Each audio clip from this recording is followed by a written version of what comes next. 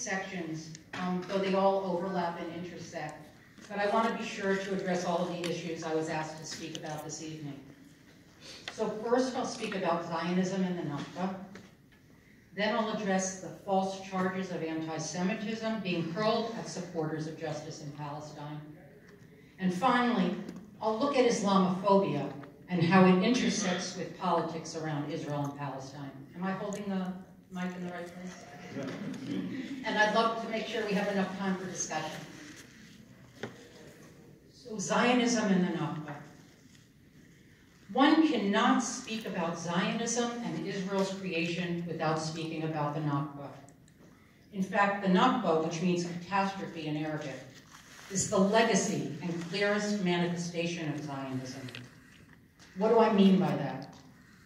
Zionism is a form of Jewish nationalism, which began in the late 1800s. It refers to the political movement to create a Jewish homeland, a Jewish state, and which resulted in the creation of the State of Israel in the land of historic Palestine in May 1948. The Nakba refers to the expulsion of 750,000 Palestinians from their homes and their land before and during Israel's creation. A Jewish majority state was created in Palestine because the Zionist movement dramatically reduced through a variety of means the numbers of Palestinians living there. In some circles, particularly among those who call themselves progressive Zionists, the terrible injustice done to the Palestinians is acknowledged. But as awful as the Nakba was, they say, it was what had to be done. It was the price that had to be paid to create and then ensure the security and the safety of the Jewish state and the Jewish people. To be clear, the price that was paid by Palestinians. That is, Palestinians were killed and expelled from their homes so that the Jewish state could be created.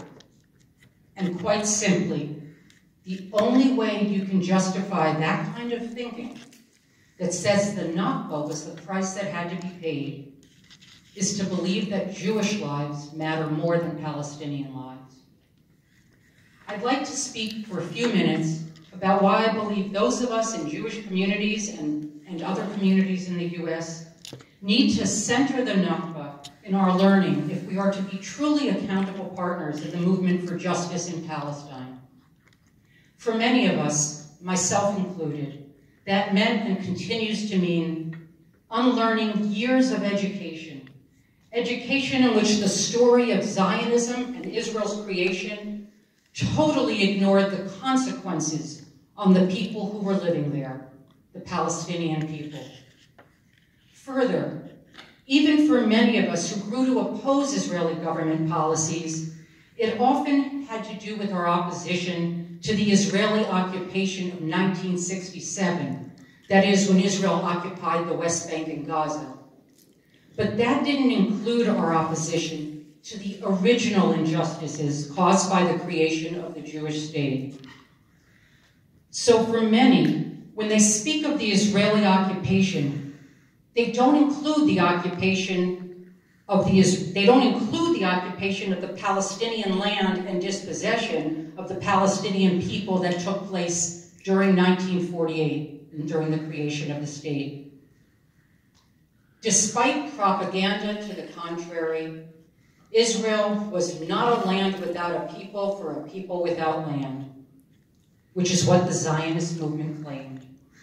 And despite other propaganda claiming that in 1948, Palestinians left their home and land on their own accord, or because they were instructed to do so by their leaders, of the 530 villages and cities that were destroyed during the Nakba, the majority, the overwhelming majority, were a result of military assaults and expulsions by Jewish Zionist forces.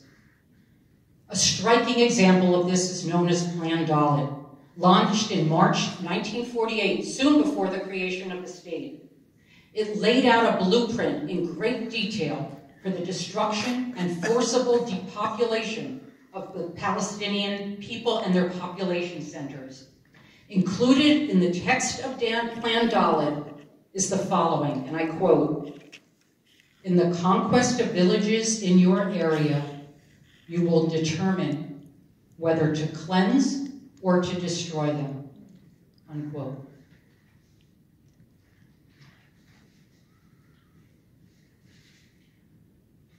So for some additional context about the period leading up to Israel's creation and the Nakba.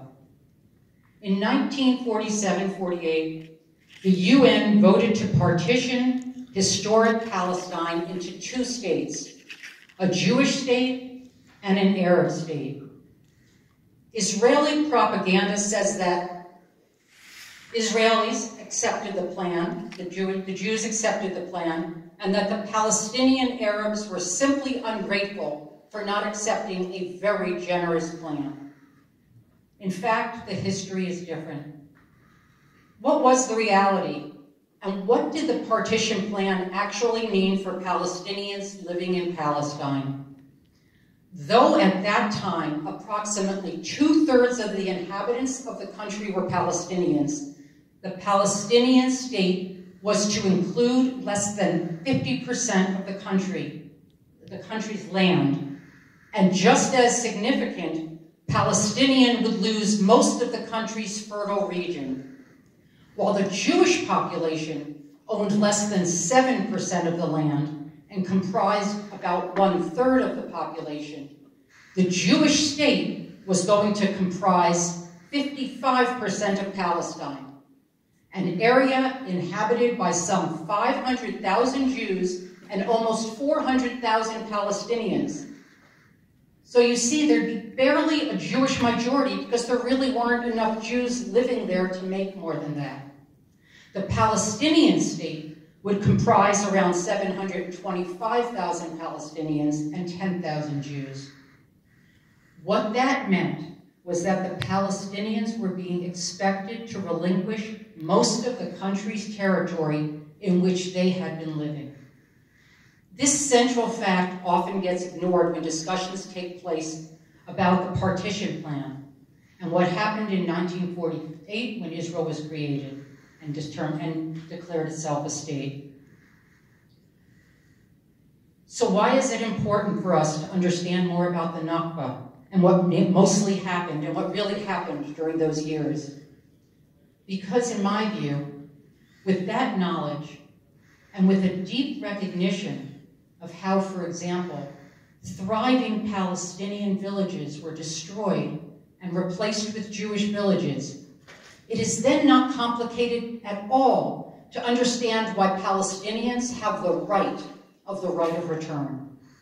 The right of return is the Palestinians' refugees' rights to return to the homes from which they were displaced, a right which is well established in international law. The first international source of support for Palestinian refugees' claim to a right of return is UN General Assembly Resolution 194 of December 1948. And since 1949, this resolution, together with UN Security Council Resolution 242 and 338, have been regularly affirmed by the UN General Assembly. And of course, aside from it being their legal right, significantly, extremely significantly, it's their ethical right as well. So the right of return shouldn't be thought of as something Israelis need to be giving to the Palestinian people as a gift, as a favor, but rather it should be understood as a right that is theirs and to which they are fully entitled. And I also think it's important to stress that the right of return is a right that is only necessary because of the actions of the Zionist movement and then of Israel from its inception. So while it's true, and I'm sure we all know, that the current Israeli government is increasingly anti-democratic at best, we have to acknowledge and then reckon with and act upon the knowledge that the origins of the Jewish state were fundamentally rooted in a grave injustice to the Palestinian people. And Zionism, and consequently the Nakba didn't have an end. In fact, it continues until this very day with massive land theft and violence toward Palestinians at the hands of the Israeli government and its military, as well as individual acts of violence perpetrated by some of the Israeli Jewish citizens. That is, and I think it bears repeating, the Nakba, the extreme violence and ethnic cleansing, is not a one-time event, but has characterized Israel's history and continues to characterize its current reality. While Zionism was often called the national liberation movement of the Jewish people by its supporters, we know that liberation at the expense of another people can never lead to true liberation.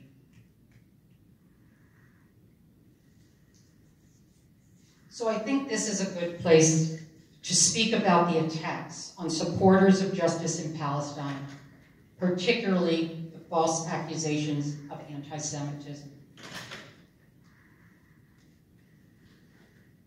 There's been a long history of resistance to Zionism and Israel's policies, both in Palestine, in the US, and in different parts of the world. Since 2005, the Palestinian-led call for boycott, divestment, and sanctions, BDS, has garnered great support across the globe. Inspired by the South African anti-apartheid movement, it is a call by Palestinian civil society and its supporters until Israel complies with basic principles of international law and human rights. It is not a call to deny people of their rights. It is a vision and a call affirmatively for equal rights and dignity for all those living in Palestine. Hurling false accusations of anti-Semitism is a long-time tactic of the Israeli government and its supporters, but it's getting much more intense. When you can't attack the messenger, when you can't attack the message, especially when it is so rooted in what is just, you attack the messenger. And no better way to do it than to falsely accuse supporters of Palestinian rights of being anti-Semitic. Most recently, false charges of anti-Semitism have been directed at Palestinians, at those who support Palestinian rights, at Muslims and those perceived to be Muslim, and at others, most often Black activists fighting for justice.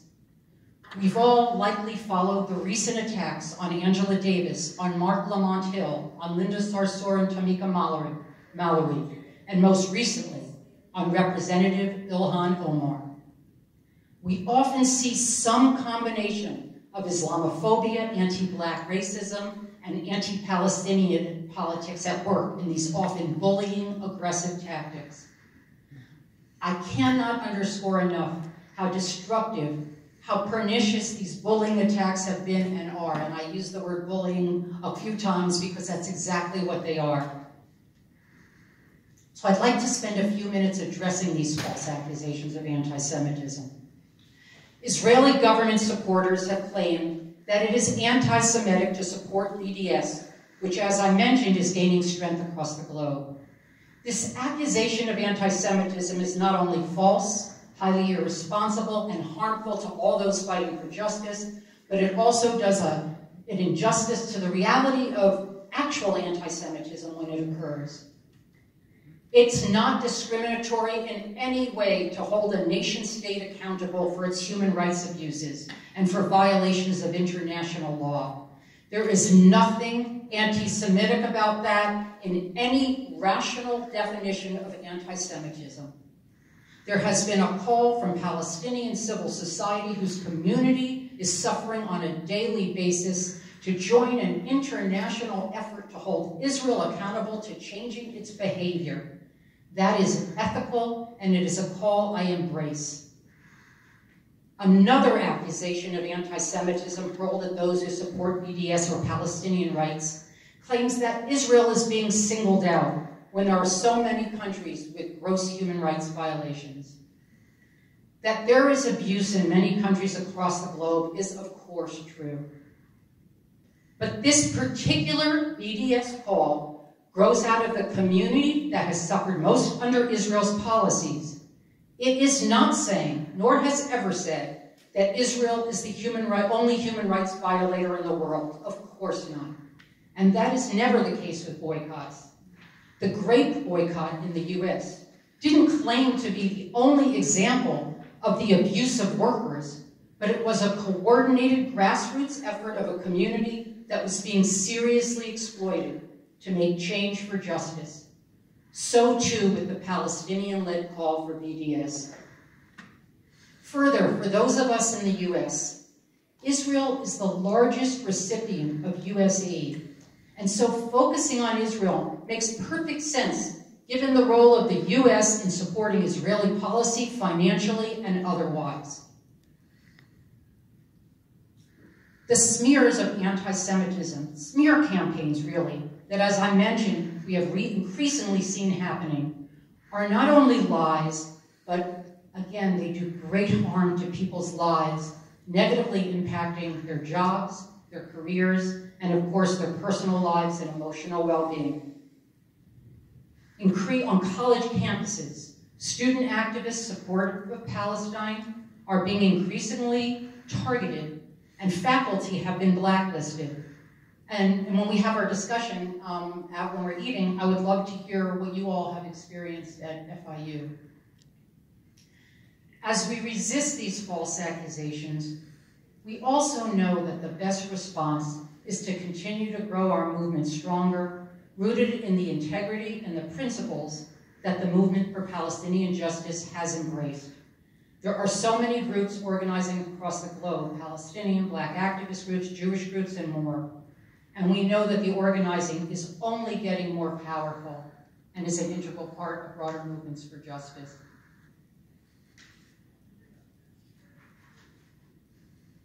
So finally, I want to talk a bit about the relationship between Islamophobia and Israel politics.